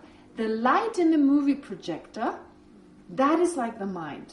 It's just that, okay, light is physical, but let's look at it like it's the least material that we can kind of grasp. So the light is like the non-physical mind. The movie projector is the brain. And what is projected over there, that's the object. And he says we're so engrossed in the objects over there that are projected on the wall, we never look at the light. And so that's what we're trying to do. We're trying to pay attention to the experiencing entity. And I haven't even given you the definition of mind. I just gave you that gross this kind of very basic explanation of an experiencer. We'll come to more detail, of course, as we go along. Okay? Yes, Daisy. I just want to ask, when we say that there is only one mind operating at a time, when we differentiate between mental consciousness and sense consciousnesses, can we have a sense consciousness with a mental consciousness at the same time, or they only induce a mental consciousness? Can we talk about that later? Because that's different, similar to M's question. Okay. Yeah. All right. I know people are from that side. Let me just first, because you've been raising your hand. Yes. All right. So you said that the mind depends on the wind energy. Yes. But it also depends upon the objects outside? Yes. The sense consciousnesses. The sense consciousnesses depend on the objects, external objects, plus those mental consciousnesses that were induced, that were caused by the sense consciousnesses. They also depend on the external objects. Yes. And in the bardos as well, there is the wind energy and the mental consciousness. Okay, difficult question. In the Pardo, which some of you don't know what that is, possibly. Well, we'll get to this at some point when we talk more about that. Yes. In answer to that, yes. Okay, Bal, go ahead. So, one of the things I have been interested in is the different states that mind can go into. Yes. One of those states is the case of blind sight subjects, in whom the visual cortex is damaged, yes, and yet they can become of objects in the external world. Now, how do you opine on this state in light of the view that is professed in Buddhism, namely that consciousness, awareness, and the mind are the same? Because in this state, it seems that the subject is aware of the object, but not consciously aware. So awareness aspect is there, but the conscious aspect is missing. Well, I don't really know. It depends on the example you're talking about. Like a person who is blind, but still picks up on the sound of the object or the smell of the object. If you're referring to that, well, in that case, your other sense consciousnesses, they're basically perceiving something. So it's not your eye consciousness. If your sense power, in this case the visual cortex, whatever sense faculty you need to be able to see something, if that is damaged, then there's no eye consciousness. But you can still, so you're no longer aware of a visual object, but I can use my touch and be aware of the shape of the object. Okay? So in that case, you're conscious because you're just using a different type of awareness. Okay?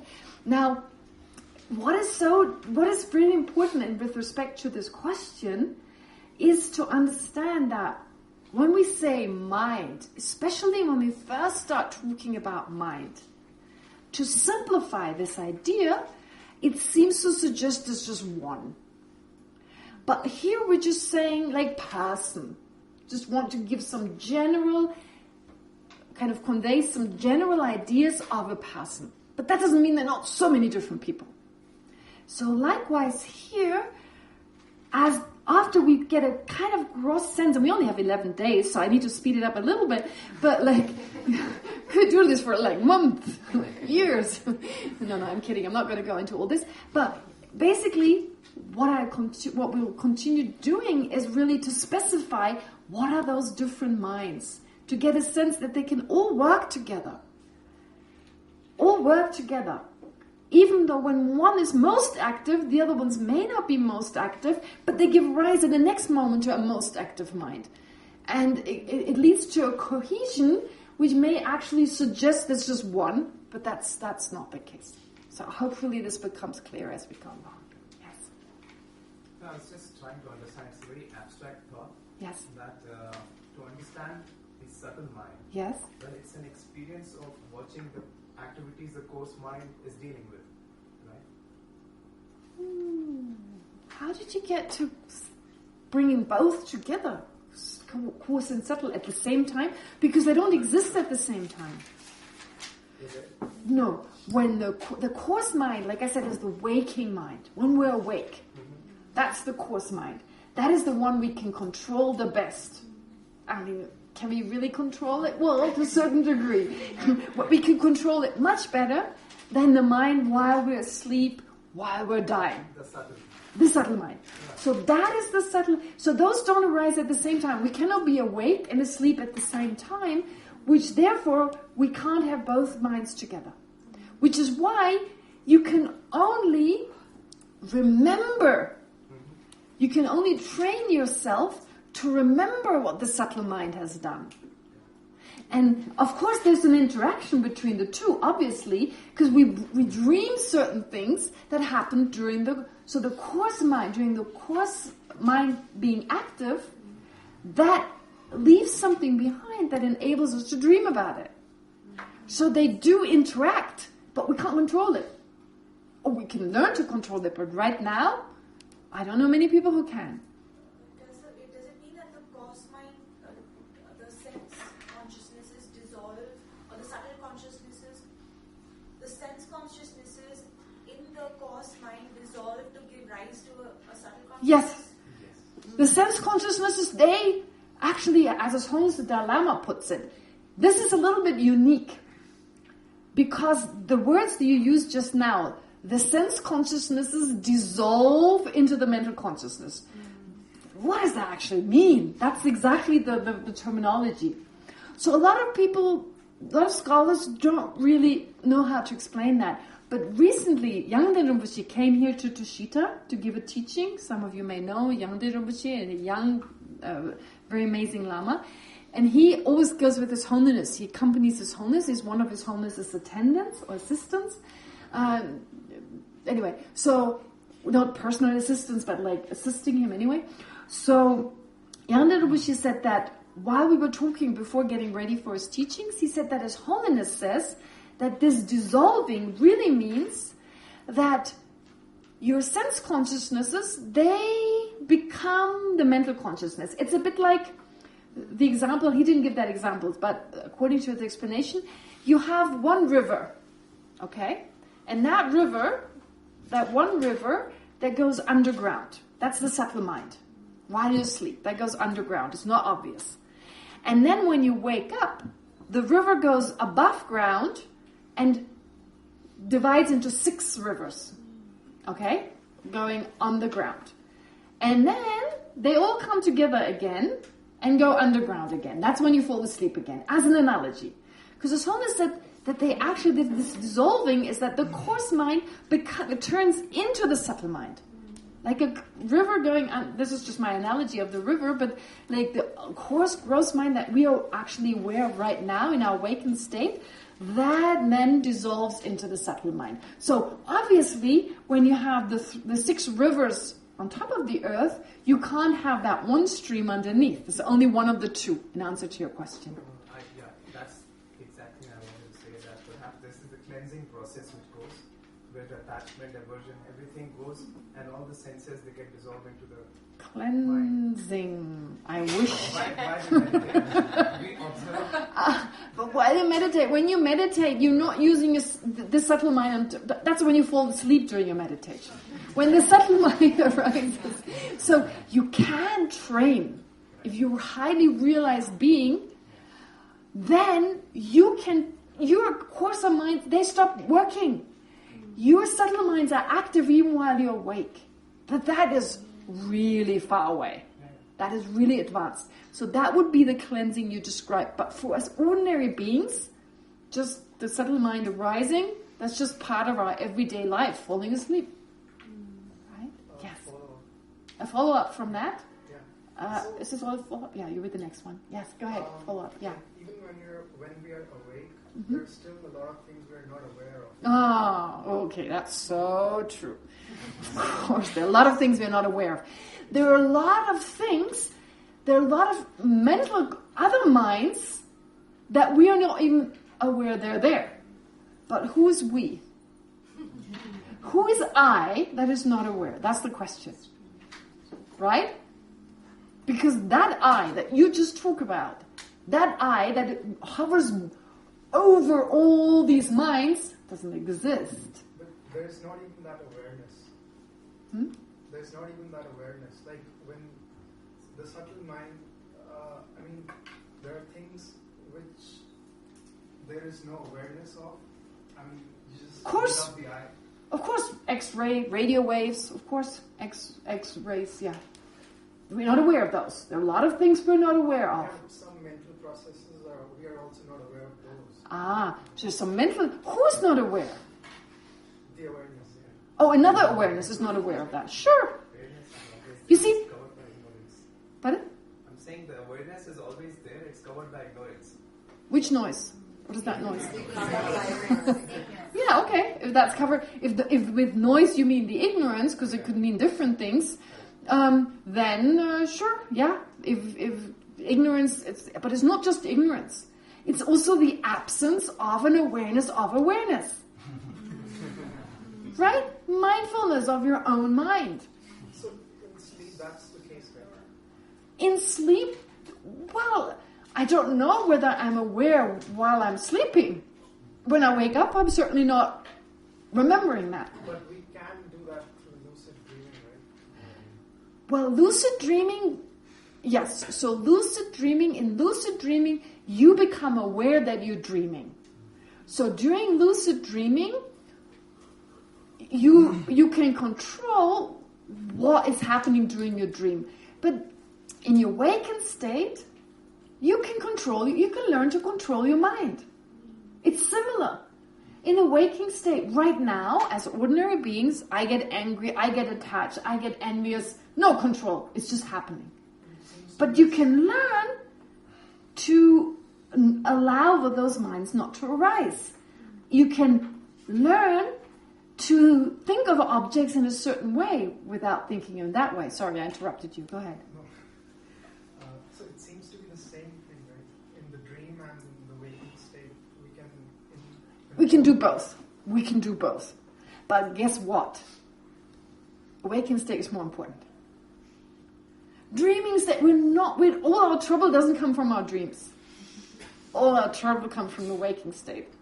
So don't worry about lucid dreaming. Yes, please. Yeah. So can I say that my body is a projection of my mind? Your body is a projection. Well, what do you mean with projection? Well, how do you mind define? Is creating my body. So, no? Mind is...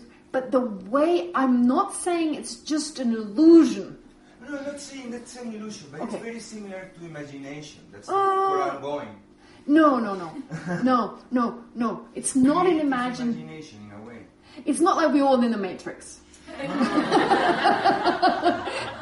Right? In the Matrix, I've never seen the whole thing to the end, but what too many black men with black glasses, but the thing is like, what I understand happens is that in this case, it's really just your mind and it projects a body, right?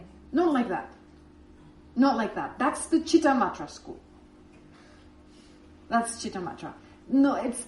When I say the body, the mind creates the body, think of Noah. He has a brain. That was grown as a material object grown by the mind. So the energy, of course, mind is just the experience, but it comes with an energy. So the energy is affected by this experiencing entity.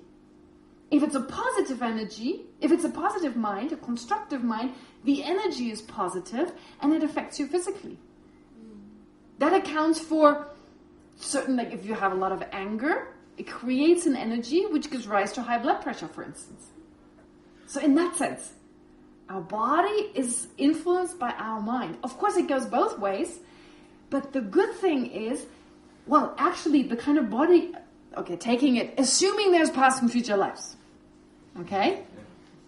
There's a chance there are.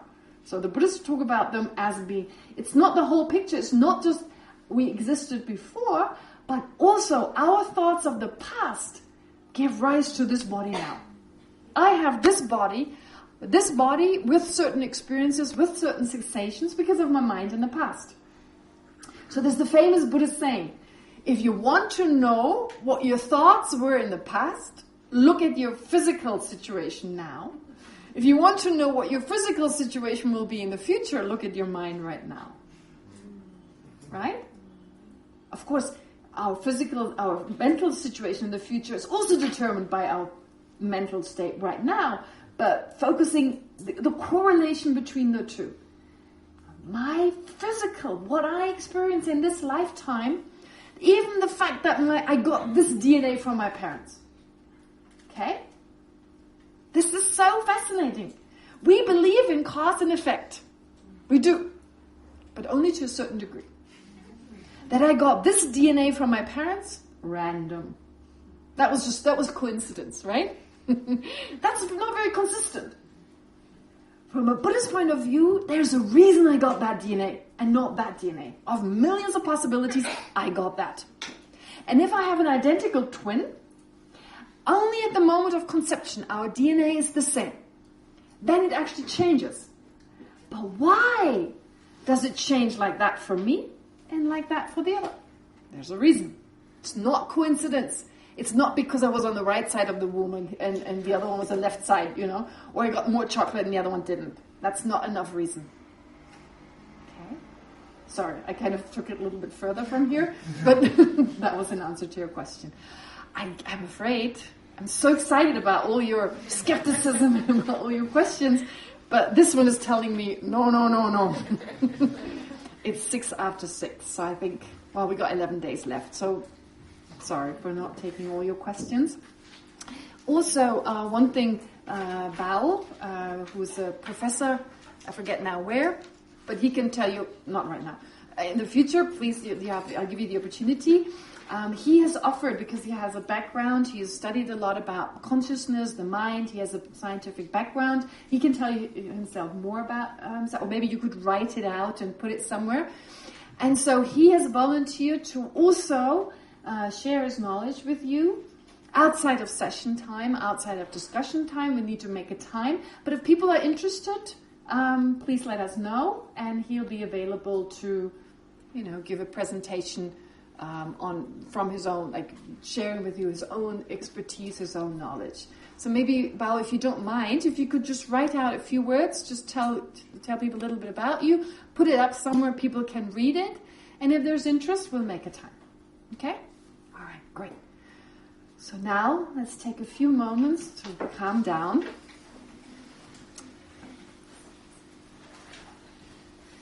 And to, of course, dedicate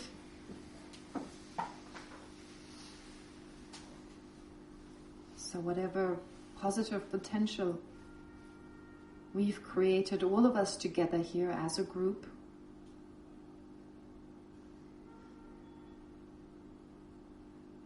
listening, paying attention,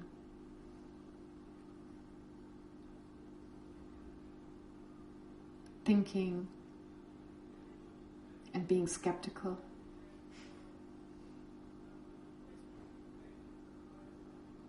So may all that positive potential not get lost, but become the cause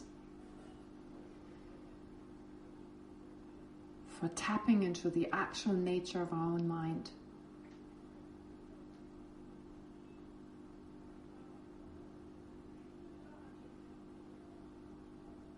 The nature of being loving, of seeing things as they really are. So in other words, may all this positive potential become a cause for our own awakening.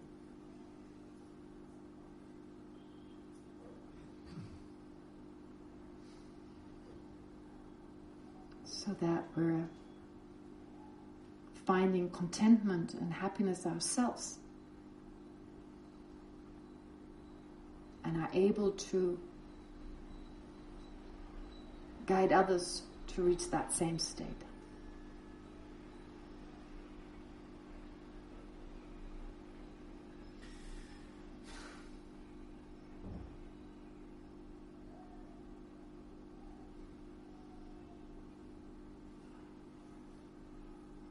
Okay. Thank you very much. What time does silence start?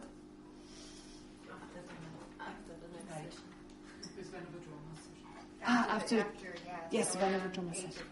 Great. After 7:30 to 8:15, we'll meditate, and then. Wonderful. So Venerable Drama, she will remind you, of course, to make this semi-monastic experience most meaningful. All right. Thank you very much, and have a good evening. See you again tomorrow. Please go. Leave. Forget that. Don't move away.